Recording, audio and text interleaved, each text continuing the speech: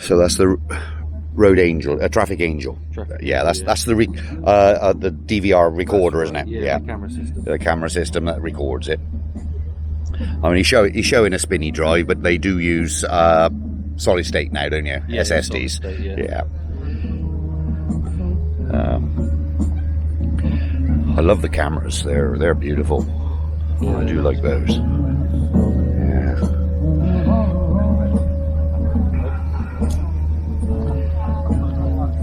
Yeah, you can get the numbers and everything off there.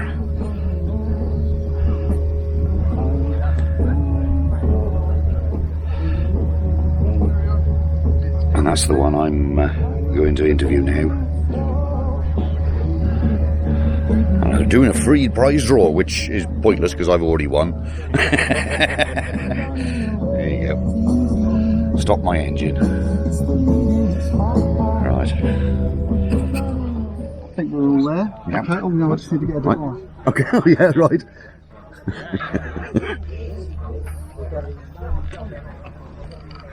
Chewing them away. Right. So basically, what I do, Yeah. okay. Oh, what is it? It is yeah, it is recording. Okay, yeah, fine. Yeah, okay. Okay. Hi there, guys. Thank you to Kev for filming me. My name is Steve from Bike Angel, also from Traffic Angel. We do cameras and screens and recording devices for trucks and for camper vans. And we're here today, Kev's here today to film this little device called Stop My Engine. Mm-hmm.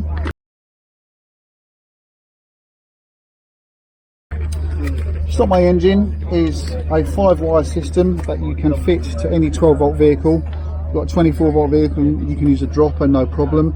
Ignition, earth, positive out to the horn, and then you just choose an important feed on the vehicle that you want to interrupt. This is a fitted Cat 015 plate, and we've interrupted the fuel pump. And the whole idea of Stop My Engine is that it connects via Bluetooth to your smartphone. So right now, if I hold the phone up to the, you can probably see Stop My Engine is there. It's saying not connected. Yeah. Okay.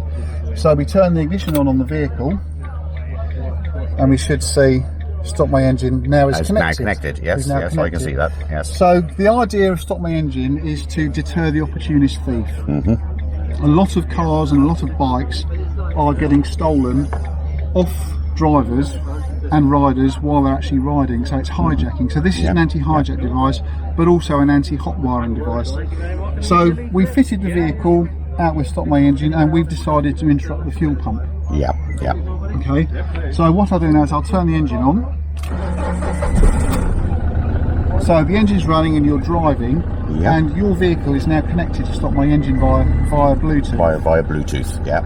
So some big thug steps out, sees your camper van, sees your bike, and says, "Get off your bike, I want it." Yeah. Previously, there'd be this battle about, I don't want to let go of it, but what do I do? But now you can very calmly, without confronting, without confronting them. Without confronting them, you say, "Okay, mate." Yeah. He doesn't know that your vehicle is connected to your phone.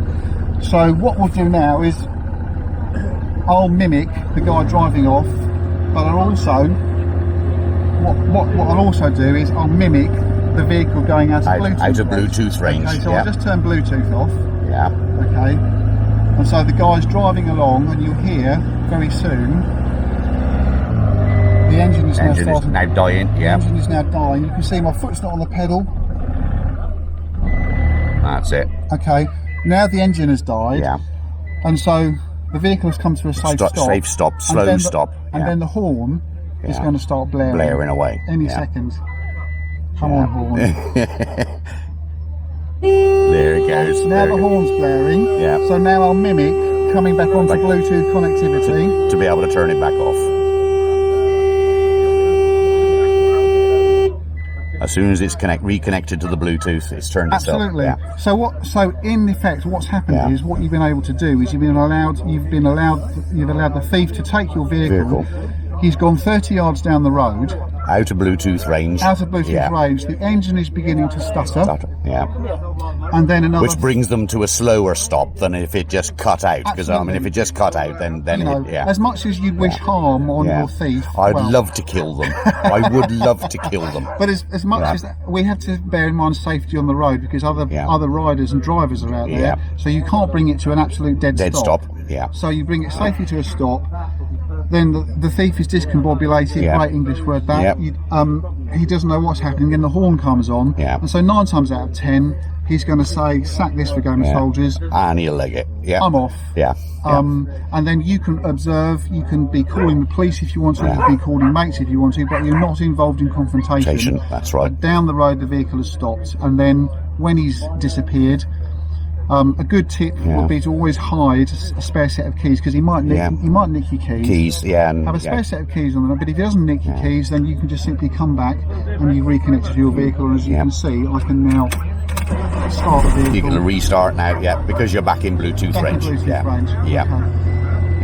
And a great thing about this device is that you can, if you want to, you can override the system, because if you take your van in for a service, you don't want to be swapping phones, blah blah blah blah blah. So all you do is, when you're connected, it's connected now. You've got your little input button. I saw the input button. Okay, so I'll now enter 5. 1, 2, 3, 4, 5. You'll hear the horn beep 5 times. Okay. And now I'll start the vehicle. And now it's no longer connected to your phone. I can disconnect Bluetooth. And so the MOT guys or the service guys or your friend, if you've lent your van to your friend, whatever, your bike, they can just drive around. Here, it's not being governed or nothing, or shut down. Okay. So now here's another little tip. Because this is reliant on you having Bluetooth connection to your phone. You might lose your phone, or your battery might be flat, and you've got to drive your vehicle. That was going to be one of my questions. So that's another thing that we've managed to override here. This has been 3 years in the development to get all of these little potential glitches ironed out and made as easy as possible for the user. It has to be user friendly. So what you do, I will now mimic that my phone has been lost. So I'm going to forget the device. Okay. Forget the device. Okay. So now this is going to start to interrupt, but I'm going to enter. This is equivalent to my phone being lost on my. I want to transfer to a new phone. So I will now enter 1, 2, 3, 4, 5, 6, 7. Now my secret code, which will be given, and you can change. And my secret code is 1, 2. 1, 2. You get a 2-digit security code, which you're given the option to change. You can change your own security code. So now StopMyEngine has now reappeared. In the Bluetooth menu, and I can just simply connect my new phone.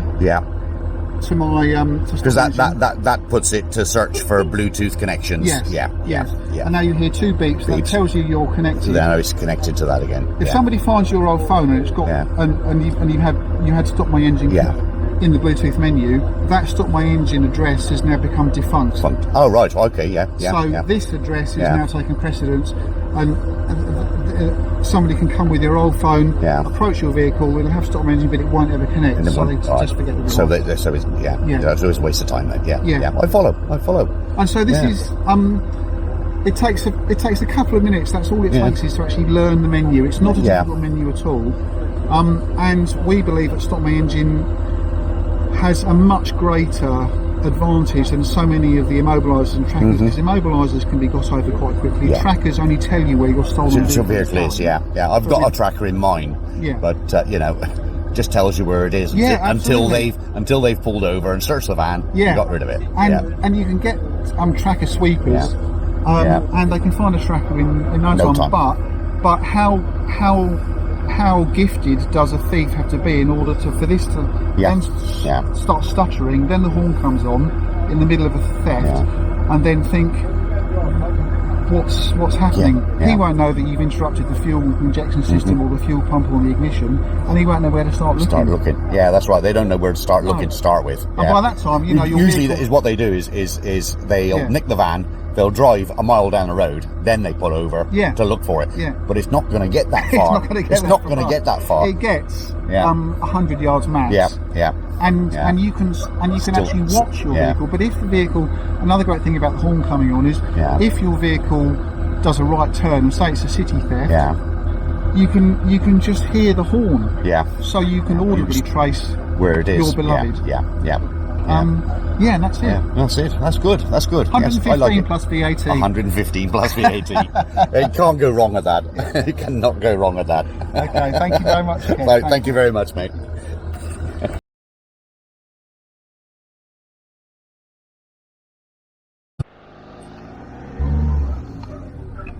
Right, well, the one of the questions I had was, I live on a council estate. I made a mistake. I bought a house on a council estate, right? But I can't. My van is too big to get on my drive, so which is within range of my Bluetooth. Shall I turn this engine off? You can do, yeah. It's not in range where I park it on a council car park. Is not in range of my Bluetooth, right? So that means when I walk away from the van, it automatically immobilizes it. Right. So if you walk away from your van and you've been driving your van and you're connected, so you turn off your ignition, so you don't lose the fact that when you come back to your vehicle, the vehicle and the phone remember each other. So they will reconnect. But the beauty of this is that if you leave your bike, your van or bike 300 yards away from your house, you can't hotwire it because as soon as they try and put any ignition on the horn starts blowing. Right. But also because they don't have connectivity to their phone and they don't know what your secret code is. They don't even know what this button is that's on the side. That's right. The horn's blaring and they try and hotwire if they can break in, and they can't because what they've done is, or what they've not done is they've not realised that you've interrupted a feed that isn't ignition, and the normal hotwire points that they would go to. So that means that if, like, my van is 300 yards away in the council car park, I walk away from and leave it, right, and so I'm out of Bluetooth range then when I get back to my house. The horns and that aren't going to go off because it's lost connectivity. Because this only works on ignition. Oh, so as soon as you turn the ignition on, it works. Yes, then. absolutely. Right. And so another beauty of that is that there's no battery drain. So it only works on ignition. So if they manage to get into your van, you're watching telly 300 yards away. And they get into your van. If they can hotwire it, they haven't got the keys. Immediately the horn will come on. Come on then. Come on immediately. And then, like, that's going to alert the neighbours. And then if they think, well, I'll disable the horn, they can lift up the horns. Are usually put in a pretty sort of inaccessible place. They got to get in there. So I had to disable the horn, which is going to be a 10-15 minute job. But then they got to work out why it's not starting. Because you've interrupted. You've interrupted a fuel pump is the best. Or whatever you decide. Right. That's the question. Okay. That's the question. All right. Perfect. And explained perfectly. Great.